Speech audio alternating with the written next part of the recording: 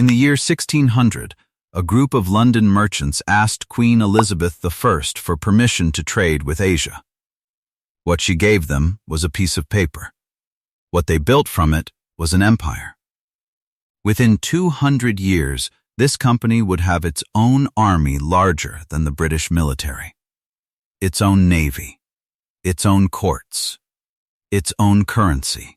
It would conquer an entire subcontinent of nearly 200 million people, not as a government, but as a business. This is the story of the British East India Company, the most powerful corporation that has ever existed. On December 31st, 1600, Queen Elizabeth I signed a royal charter granting a group of 218 London merchants the exclusive right to trade with everything east of the Cape of Good Hope. The company was officially called the Governor and Company of Merchants of London Trading into the East Indies.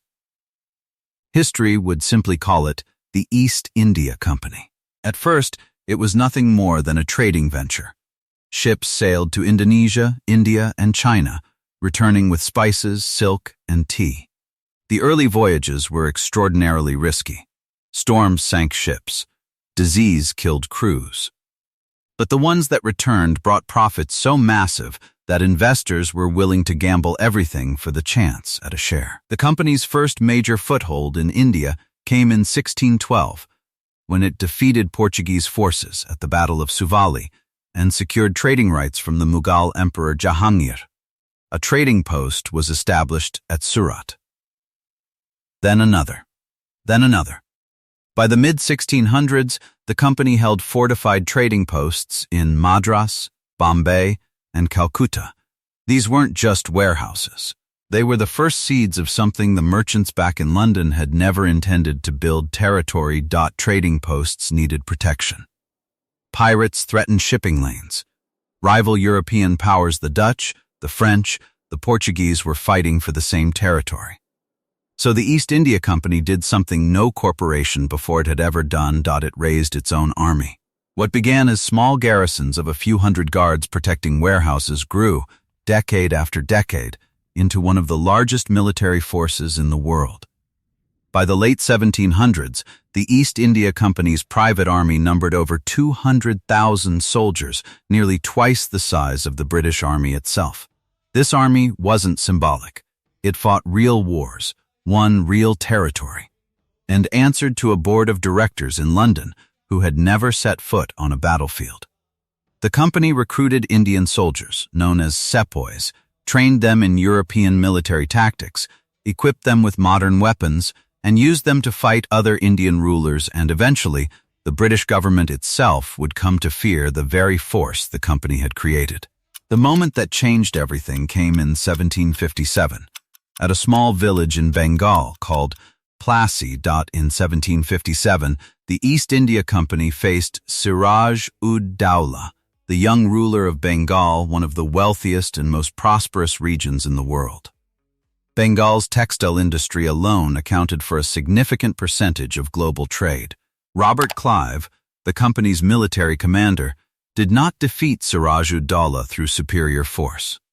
The company's army was vastly outnumbered. Instead, Clive secretly bribed Mir Jafar, one of Siraj-ud-Dowlah's own generals, promising him the throne of Bengal in exchange for betrayal. At the Battle of Plassey, Mir Jafar's forces stood down.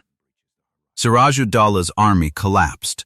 The East India Company won control of Bengal not through military superiority, but through corruption, bribery, and betrayal engineered by a trading company's private army. The financial result was staggering.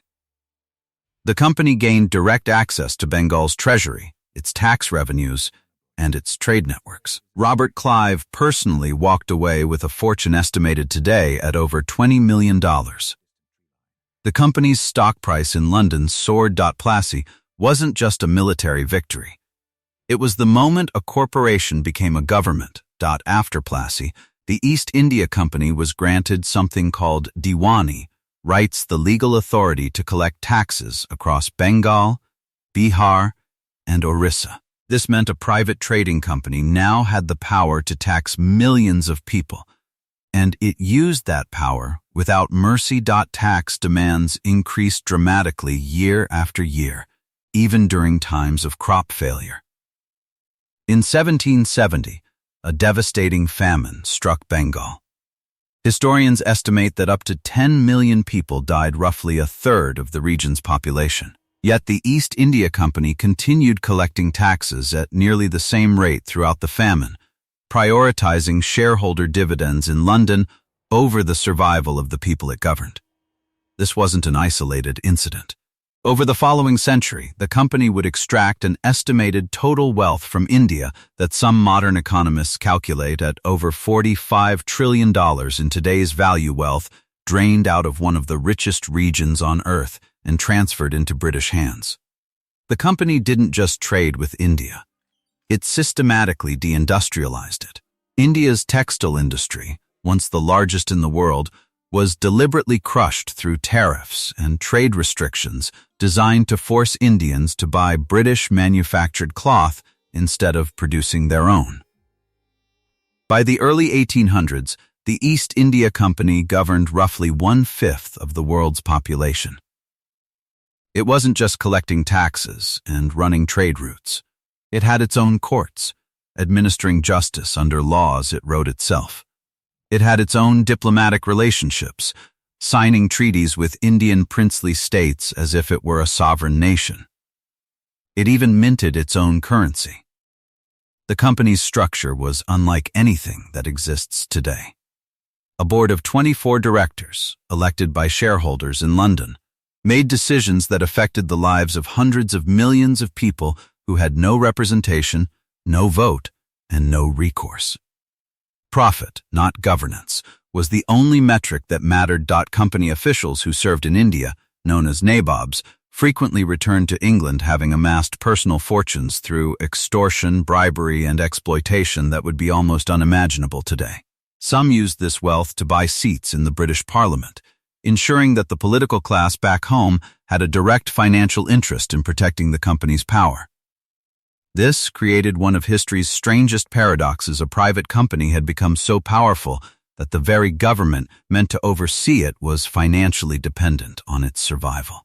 By 1857, resentment among Indian soldiers and civilians had been building for decades. The breaking point came over rifle cartridges.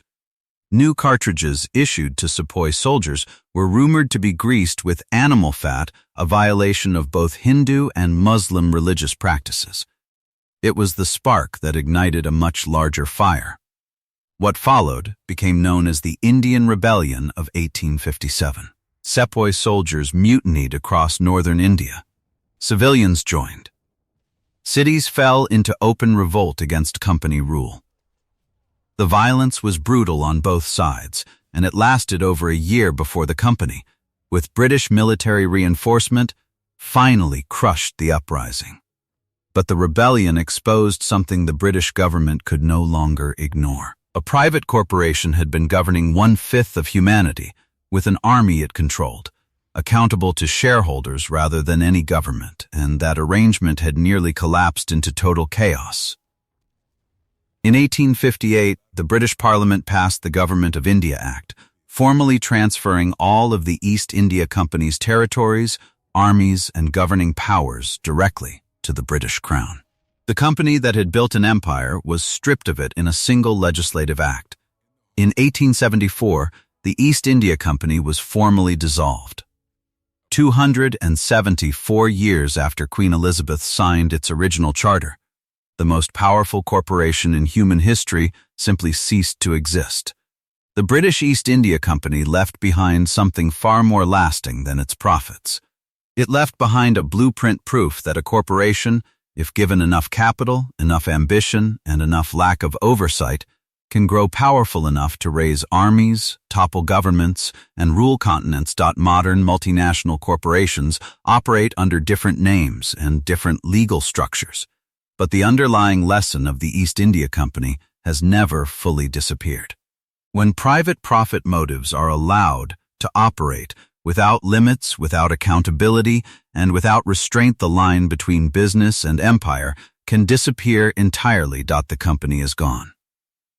its lesson is not.